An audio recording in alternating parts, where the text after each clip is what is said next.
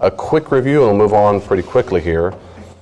We want to have healthy boundaries because God designed us to have healthy boundaries so that we are responsible for our own stuff. Back to my analogy, it's not my horse.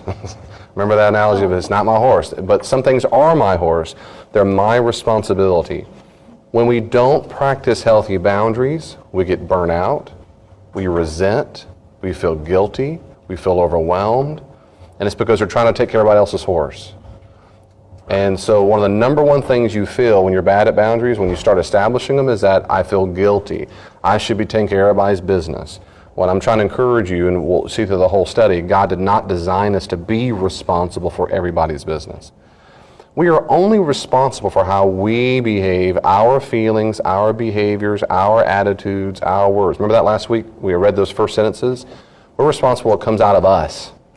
We are responsible for what comes out of us. We're not responsible for what comes out of the person in front of us. We're not responsible for what they did to us in the car in front of us and the finger they used. We're not responsible for the anger in someone else. That's not our fault. It's not our job to process that for them. We have to handle our own business. That's what boundaries are all about. So before I move on, any questions or comments about anything thus far? Anything we need to talk about before we move on? Did you practice baby nose this week? Or even big nose? Good, some nodding. I say no Good. every day. You say no every day? Good for you. Good for you. And yeah, to my kids, to my children, absolutely. Absolutely. Good. Well, I hope over time, particularly if you struggle with boundaries, I'm telling you, I'm trying to encourage you, this is going to take some time for a new normal if you really start embracing it. I remember distinctly standing in my kitchen in North Houston, Texas, in the first place we lived, reading a boundaries book. I remember like it was yesterday, there was a counter, kitchen counter, I was holding a boundaries book, and I remember rereading certain sections so many times I memorized it because it felt so foreign. I remember thinking, I don't think this way at all about certain things in my life. And I remember thinking distinctly, well, my way's gotten me here. What if they're right? What if it really is freedom on the other side? And part of my emotion was, I was so anxious, I thought, again, I'm tired of feeling this anxiety. What if this way works? And I remember rereading it and rereading it and rereading it over and over and over. So it takes some time depending on the level of your boundary issues with certain people. So just trying to encourage you. This week, we're going to talk about healthy boundaries within the self. Last week was with others. This was with the self. Now, if you've listened to my sermons before, Mark 12:31, Jesus, of course, says to love our neighbor or to the degree to which we love ourselves, Mark 12:31. And I say this at the top here, just to remind ourselves, we love ourselves when we take care of our needs, physical, emotional, and spiritual. If we don't love ourselves well, we can't love our neighbor well, or our neighbors well. When we take care of our needs. If you cannot take care of your own needs, you probably have a boundary problem. And most internal boundary problems, there's a lack of self-control. We can't say no to ourselves. As Jesus says, those people bear bad fruit. We can't say no to ourselves. That's the definition of self-control, is being able to say no to our own will. If you think about that, it's a really big deal. When Jesus says in Mark chapter 8 that to be my disciple, you have to deny your wills, pick up your cross, and follow me. Denying the will is a profoundly good thing to do when our will wants to do something unhealthy or immoral or sinful. And I use those words on purpose. Unhealthy doesn't mean it's a sin. It's not a sin to eat donuts. But if we eat them all the time, we're corrupting our body. It's unhealthy. And sure, it's hard to deny our will all the time if we're always embracing whatever our will wants all the time. And that's one of the key signs that a person is not a Christian, is that they just do what they want to do whenever they want to do it. And Christians say, no, fruit of the Spirit is self-control. And so we want to be able to say no to ourselves. Here are some major areas that Cloud Townsend bring up for common boundary problems in the self. And some of these I'll go faster or slower depending on how much you want to talk about them. Eating's a big one. Overweight people can experience extreme shame and self-hate. Eating and sexual behaviors are usually the ones that involve the most amount of shame when it comes to psychology and in counseling. It's a false boundary. And I'm telling you, food is never the issue. I've dealt with too many people, it's never the issue. And here's the common ones. It's a false boundary in avoiding intimacy. Well, they won't get close to me if I'm this big. Or food brings me comfort that people can't give me. It's the run to the ice cream, run to the cookies, run to the chocolate. And it does give you a physiological high because the sugar, right, insulin boosts and endorphins, and it feels great, particularly chocolate, which activates the same parts of the brain as crack cocaine does. So you will feel better for a little bit, but it's a way of self-medicating. You're not drinking alcohol, but you're doing something else to deliberately change your biochemical state in order not to feel the pain you're in. So it's not crack, but it is something else. It's a way of doing something to self-medicate to a degree. And this is very, very common when people have past pains, past trauma. And that's very sad. So I'm not fussing at these people. I'm saying these are common unhealthy coping mechanisms to deal with past trauma. Like when, especially if they were molested, they were hurt as a child, it's very common to go overweight because they'll think, I'll be unattractive, no one can hurt me again. But all kinds of ways, passive aggressive. My mom is so controlling, I'll show her, I'll eat whatever I want to eat. I've met people like that. I would say, why do you, I know I shouldn't, but my mom always, she just rode me when I was a kid. I eat what I want to eat when I want to eat now. And it's always sad to me. I'm thinking they don't realize as an adult now they're reacting. They're living out a full just reaction to something they have as a child, and it's not aware to them. In counseling situations, then I'm more open in my role to say, do you want to keep living a life purely in relation to your mom? Usually the answer is no. But if it's just someone who tells me in blue, I don't tell them in Kroger, oh, y'all have Dillons. I don't say, do you know that your mom and you can get over that? I don't. Depression and grief. I feel so sad, eating makes me feel happier. These are false boundaries. There's more there, right? These are just big highlights of very common problems of internal boundaries. But I have this little asterisk here at the bottom, loving yourself. That's always end on the positive, what we're supposed to do. Loving yourself means understanding food as fuel, used within healthy limits and not as a substitute for dealing with emotional issues. That's what it is. Well, David, does that mean I'm a sinner or I feel bad if I do feel happier after I have my morning coffee? Or if I do feel happier after I have, Chelsea saying amen, after my ice cream? No, it's not bad and sinful to feel bad. That's a physiological response. It's just not healthy to do those things in order to feel good about yourself or not process a pain. If it's an escape drug or escape food, escape behavior, and you find yourself having a hard time saying no, that's a false boundary problem. And you got to get your finger on that and figure out why it is you're not loving yourself enough. You're not loving. There's something about that's going on in a food issue. And food is not the issue. It's an internal emotional issue where food is just the tip of the iceberg. That lets you know there's a boundary problem. I'll say this one more time. The reason why it's a boundary problem is when people have eating problems, they are trying to establish a boundary, but it's not a healthy boundary. So instead of saying, I don't want someone to hurt me again like they did when I was a kid, I'll show them by having a boundary of getting really overweight.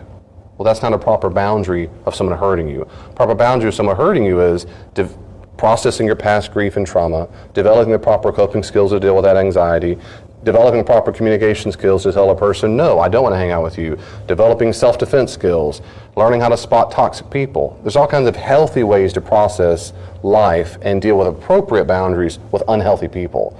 It's not appropriate or healthy for you to make up a quote-unquote false or virtual boundary by getting overweight. Does that make sense? So it's a false boundary. It's an unhealthy boundary. You're still trying to limit yourself from pain, from hurtful people, but you're doing it in an unhealthy way. There are healthy ways to do it, and that's what this whole study is about. There are healthy ways to say no, and over time you'll get more and more practice of how to say the word no. We'll do that. Any question about that before we move on? Question or comment? Anything at all? Gains weight doesn't do it for that, though. That's right. Everyone who gains weight doesn't do it for a boundary problem. That's right. Sometimes Absolutely. it's losing extreme weight, too. Sometimes they're losing extreme weight. That's right. You can use the absence of food to create a false boundary of if I'm terribly skinny, they won't blink, whatever. Yep, that's right. That's exactly right. So you can be real skinny as a false boundary, unhealthy boundary. That's right. So any kind of food issue. So I'm encouraging you, if you have an issue at all, I pass those donuts, I just can't stop myself. I just can't say no. That means something.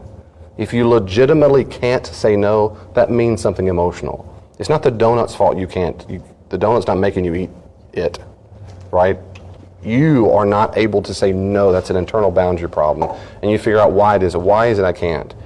And, I can go on for a long time. We're running out of time. But so don't let the food's not the fault. It's just tasted so good. No, it doesn't make you do that.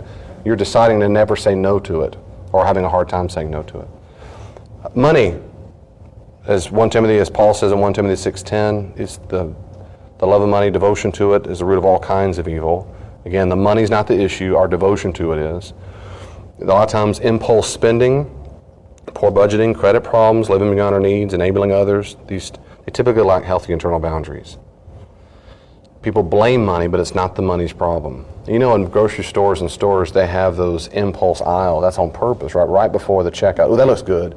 The magazines, the candy, and the whatever. And that's why, of course, when you walk into a grocery store, they want the fastest, quick things right in front of you. And they deliberately put stuff they lay it out in such a way they want impulse buying. It's very, very deliberately psychologically based. It only works on people who have poor boundaries.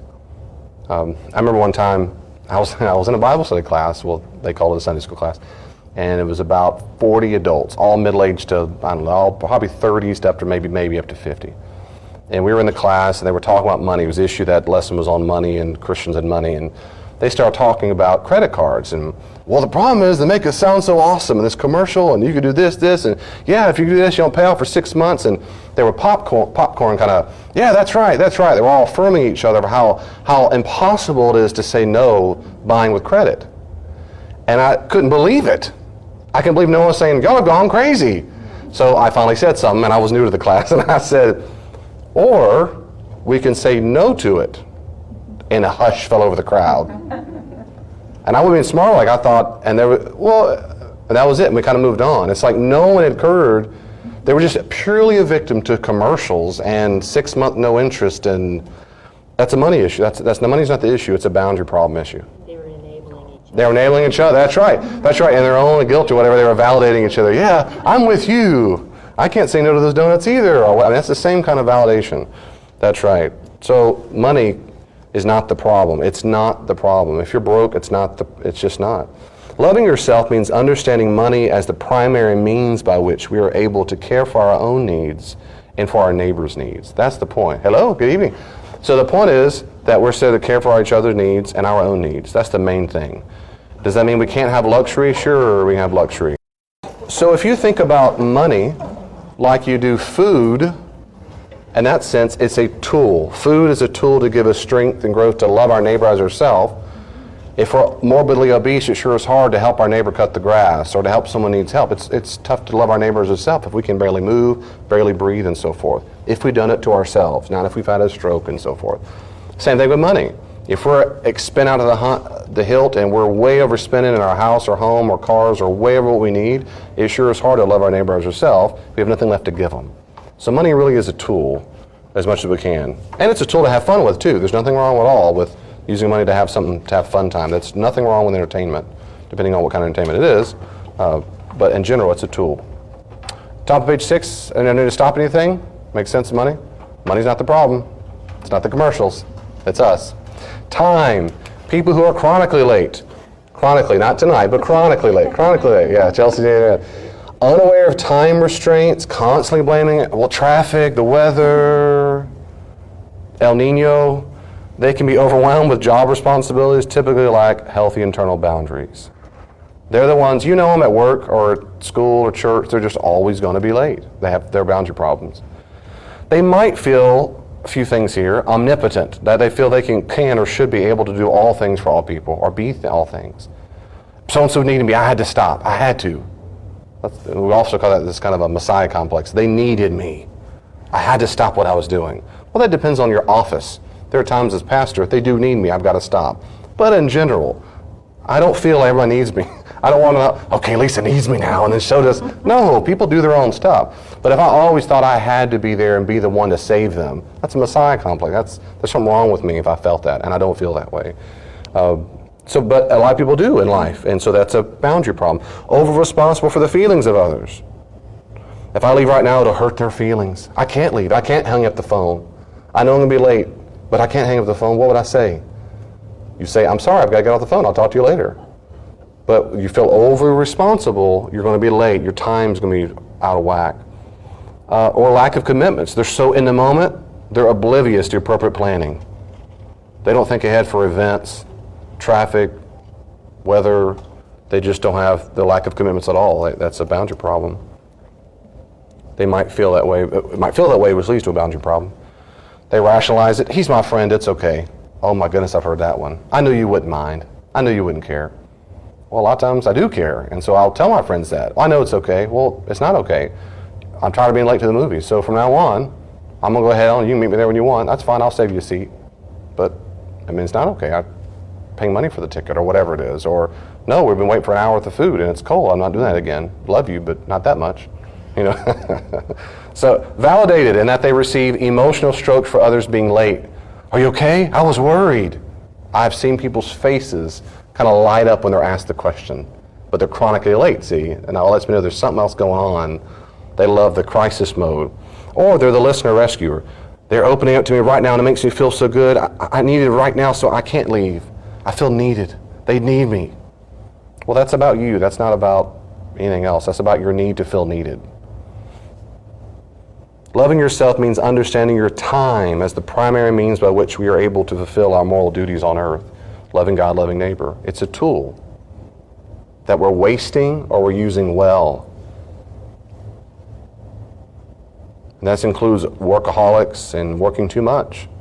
Time is a tool. Let me pause there. Any questions or comments about the use of time? If you're willing to be open, do you ever struggle with time limits or you no problems? I'm frustrated with time. Frustrated with time? First thing in the morning when I look at the clock, it makes me angry. You look at the clock, makes you angry? I feel like I never have enough time. Never have time to do stuff? I'm always late for everything. Gotcha. Did you before you had kids, though? That kind of puts a little extra weight. Yeah, having children sure change. Yeah, that's true. I have very terrible time management. Which you can work on, right? We can work on that, figure out why it is you have it, not even as a group, but that's something you work on, the time management, figure out why it is that you do have problems with time management.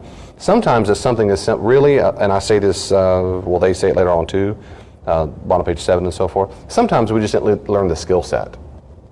There's still an emotional payoff to it, but sometimes we just didn't learn the skill set, and you learn that and you go, oh, now I do better. It's if you know better and you keep on doing it, that might be a telltale sign of something else.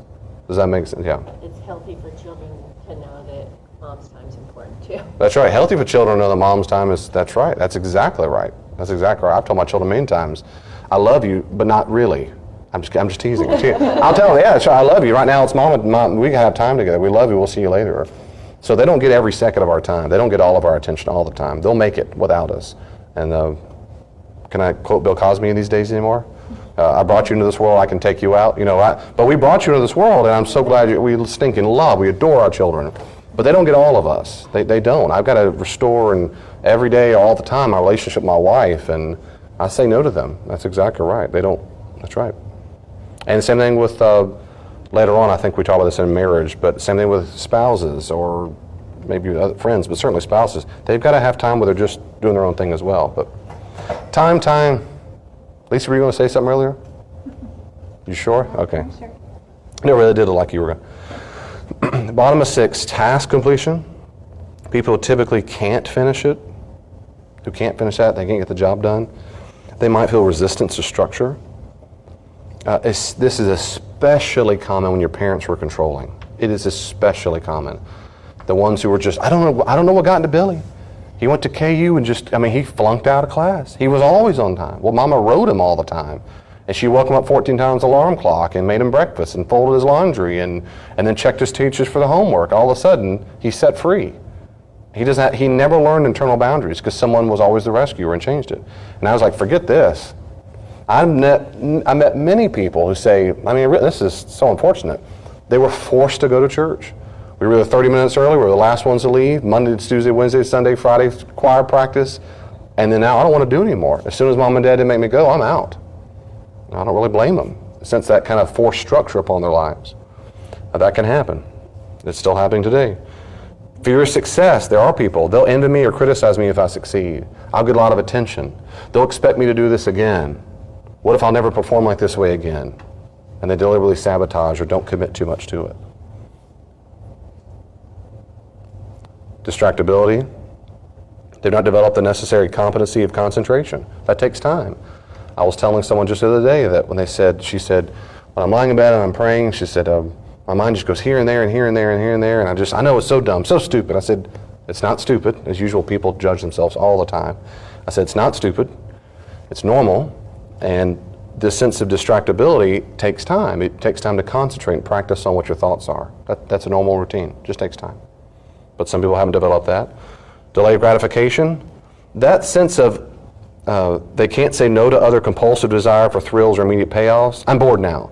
That's a very, very, very childish impulse that we have. I love how John Townsend says that there are only two kinds of people in the world who always want to have fun: children and addicts. It's very true. Only children and addicts always want the thrill. They always want the next payoff. They're thrill junkies. And a lot of times people I've met through counseling through the years who have gone through all kinds of crises, not always. If they're a victim, that's different. But when they're not a victim, oftentimes it's because they're addicted to the drama. It creates a lot of adrenaline bursts in their body, and they love the drama. They love getting in trouble. It's very common amongst teenagers. The other day I was talking to my son was telling me that a guy he's hanging out with, a little boy said, is a little bit younger than he is, saying, "You always do the right thing." I said, "Well, no, but I try. I'm a Christian and so forth." "Well, I don't try, and I don't want to always do the right thing. I like doing the wrong thing." And to me, I just saw a flash forward that he's probably going to keep doing what he just said, and that thrill of doing the wrong thing and being the guy on the edge, and that's unfortunate. So, but adults do it too sometimes. And if we're not careful, we're chasing the next gratification. People who jump from job to job to job to job, relationship to relationship to relationship, hobby to the next hobby. There's something going on that they don't have that ability to complete the task, to stay in there. Inability to say no to other pressures. Loving yourself means understanding the healthy discipline of completing tasks and keeping your commitments. Keeping your commitments. Doing what it is you say you're going to do. I love myself. I'm going to follow through. I'm going to be responsible. Any questions about that? Comments? The tongue. Just did a sermon on this one. We will be held accountable for what we say. Matthew 12:36, he says that explicitly. The tongue can be the source of blessing or curse. James 3:9-10. It blesses when we encourage, validate, and exhort. It curses when we talk nonstop to hide from intimacy. I've known a few people in my life, particularly women, not sure why that is, but it has been typically, who just cannot pause. You have to, you wait for them to breathe. It's like they're breathing while they talk. I don't know how they do it, but I mean, I know people that they dominate conversations, which is a way of stopping intimacy. I can't pause and have you ask about me. I'd have to answer a question that you probe me on. I don't want to do that. I can control the conversation. I'm talking at least all the time. I control it. It's a controlling issue, which means they don't want to be out of control, which means they're afraid of vulnerability and intimacy. Guarantee it. Guarantee it. Gossip in order to feel important, to punish others for hurting you. That's a real common one. That's a boundary problem. No one who gossips is mature. Nobody. Take it to the bank. Nobody. Everybody who gossips and enjoys gossip is doing it because they like to feel important and or they like to punish. And either way, it puts them in what we call in psychology a one-up position. They're better than you because you're ignorant. I had to tell you the news. Now I feel good. I'm more important than you. Or two, I got to hurt the other person or criticize the person behind their back, which means I'm still in a one-up position because I nailed him. It's immature, it's unhealthy, it's childlike. That's what children do. But it's a boundary problem. It's supposed to be make, not mark. Make sarcastic remarks, expressing indirect hostility. There's a difference between irony and sarcasm. And people all through the years say, David's sarcastic. When I was a kid in high school and sometimes now, whatever. Even in my home, I don't allow sarcasm in the house. And this isn't word games, this is legit. Sarcasm is saying something that is implicitly meant to express hostility or anger or rage or dislike. It's deliberately, boy, this food is wonderful, but you know you hate it. Instead of just saying it's not my favorite food, you deliberately say it. It's supposed to be expressing anger, rage, some kind of disappointment, disapproval. Irony is when you say something which you mean the opposite, but you're not expressing any kind of subversive feeling at all. It's just to make the person laugh. It's more like wit is typically a sense of irony. Right now, I'm hot, I'm sweating, whoo, it's cold in here. I'm not being sarcastic. I'm not expressing rage at you or anyone in the room. I go, ooh, and you might laugh and go, man, I'm really hot. It might be kind of funny. That's different. Irony and sarcasm is quite different. People are sarcastic, you know when you've heard it. You know you've heard it. So in my home, for example, this is just my home, I disallow it. Even for my wife. My kids, we say, babe, let's don't, and my kids say, I love it. Hayden, no, we don't do that. Julia, no, baby, we don't do that. Let's don't be sarcastic. Let's say what we mean. Because of this reason. It expresses indirect hostility. Of course, the tongue can threaten someone. That's direct hostility. It's amazing how often that happens, by the way, in conversations. There are a few people in this church already, but several previous churches, it just always happens. There's people who express hostility. They'll do it because they'll start raising their voice. If you start having a different view, they'll raise their voice real loud, they get louder. I've been in meetings where people slam the table really hard, over and over. I've been in a meeting here at this church and in my life all the time. But you'll see, of course, with my counseling background, I'm always paying very close attention to body language. But I mean, and I think blah, blah, and they'll hit it hard. Well, it's an implicit way of getting you to back down. And the more you don't back down, it makes them very anxious on the inside. And so they're going to get louder because they don't like the fact that you won't listen to them. And then that's, oh well. Why is that? Gene would say, Gene, you make the same smiley face when they do that, and you say, bless their heart. They must be very anxious and insecure on the inside. They have a boundary problem with your anger. They're expressed in an inappropriate way. That's not how we do it. Yeah, please. Practice my boundaries on my ex-boyfriend of 6 years and my dad, probably. Well, those people might not ever need to be, yeah, those are toxic. But, you know. Yeah, but other people, sure. Yeah, you need to read the book, Beyond Boundaries. Beyond Boundaries. If you like to read, or maybe you can listen to it if you download audio. Some people don't like to read, but. Is that Cloud and Town? Yep, it's on the bibliography in the very last page. Beyond Boundaries. It'll talk about what you just said. How do I do it? How do I start letting down some for other people? How do I start learning to trust other people when I've been around so many toxic people? That's a very good question. And it takes time and courage, and they'll give you particular steps to help you. And they'll help you, and they've helped me. And of course, give disingenuous praise and seduce. Loving yourself means controlling your speech to be used for healthy Christian reasons. Ephesians 4:29, let no unwholesome word come out of your mouth, but only that which is for building up and edifying. So that's our tongue. Our tongue is a tool that can build up or tear down. And all I'm saying is, if you find yourself, not one time you mess up on this list, oh, now I'm going to hell, I have bad boundaries. If you find yourself in these patterns, it means something's going on the inside that you ought to check out to figure out what's going on. Why am I having a boundary problem with my tongue? Why am I having a problem saying no to saying that? Some people, I don't mean it's just word, what they call it, word vomit or word whatever. It just blurts out of me.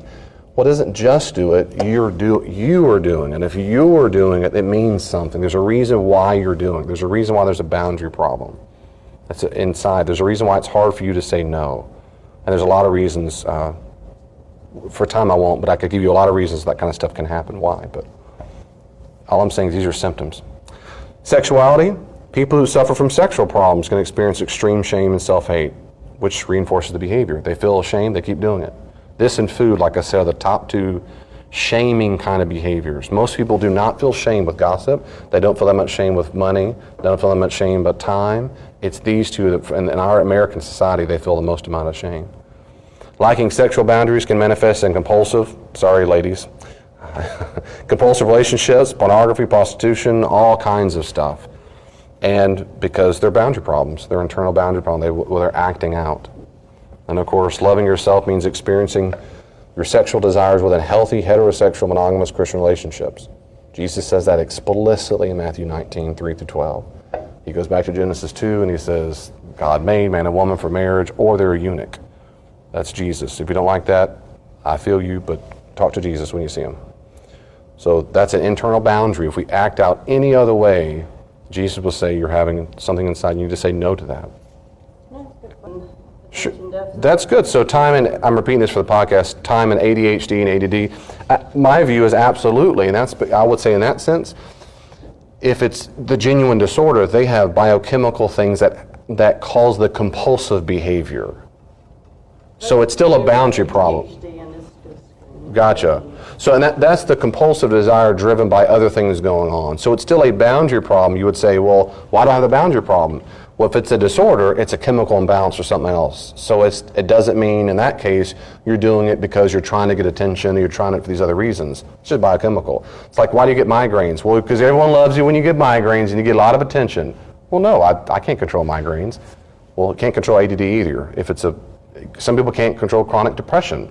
They can't control, there's a lot of things like that. So the cause can just simply be biochemical, which means it leads to a boundary problem. So you have to work hard and make it even harder. And of course, a lot of people, when they can afford it, get medication to help themselves have a boundary.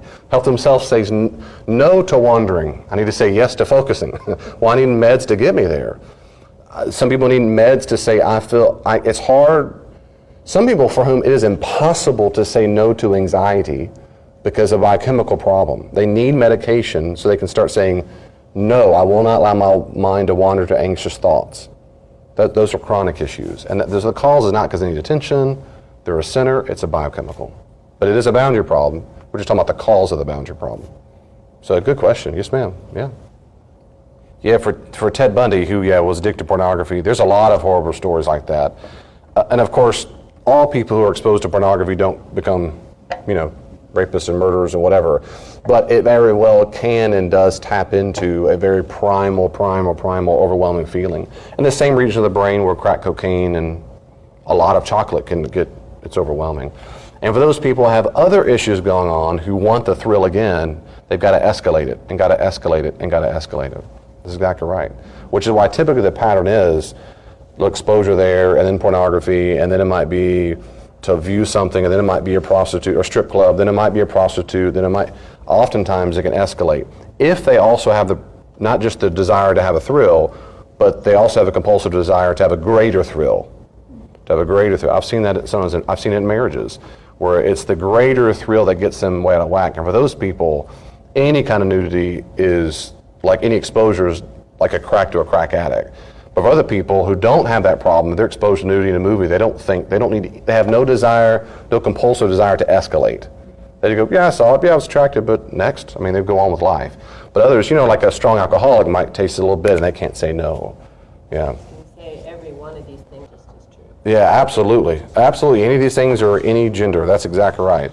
Yeah, it's a common misconception. In fact, the last study I saw was around 20 to 25% of females who have addiction to pornography.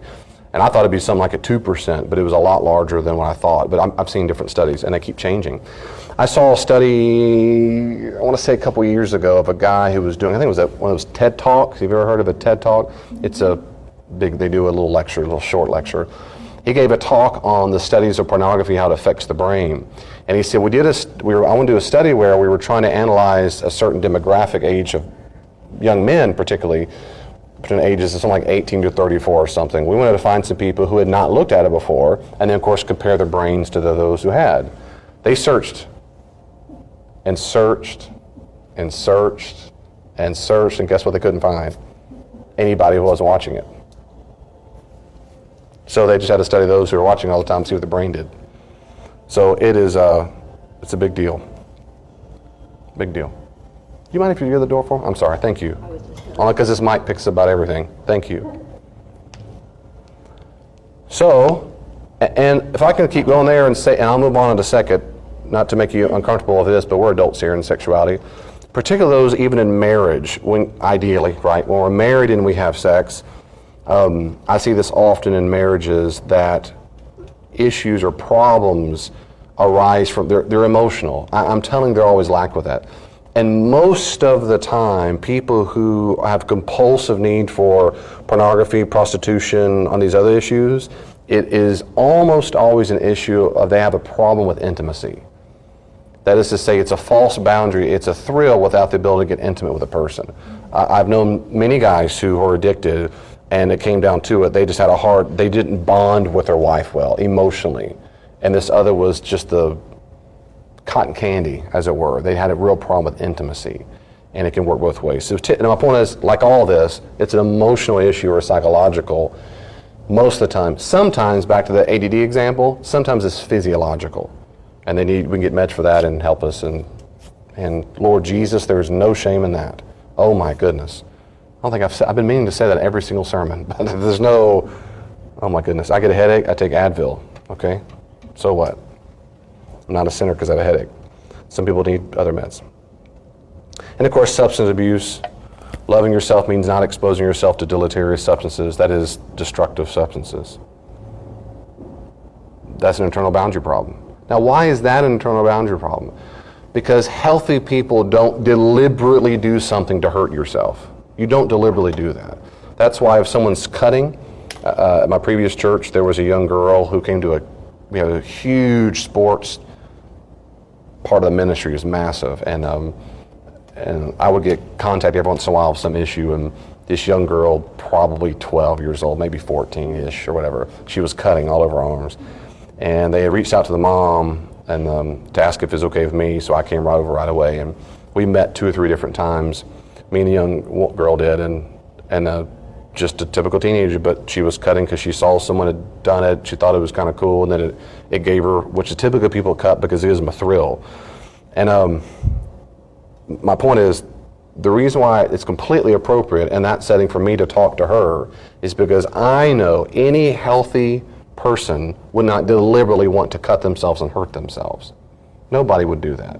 So I'd want to change her behavior. Now what happens in society, of course, a little footnote, not to start preaching, is when culture starts deciding what is unhealthy and healthy, what's deleterious and not, that's when people get upset. There's a whole host of things that people still think are bad for you. But there's a lot of things people used to think were bad for you, now it's perfectly acceptable. And if you say, let's try to get that behavior changed, who do you think you are? And so it's chipping off the ice, slow by slowly. It's letting go what used to be, used to be a lot of things like that. And that's the same thing with alcohol dependency or drug dependency, food dependency. There's still enough in our culture, and I would dare say in Christianity, we know for sure, that people who love themselves do not deliberately put those things in their body to hurt themselves, deliberately alter their self for that reason.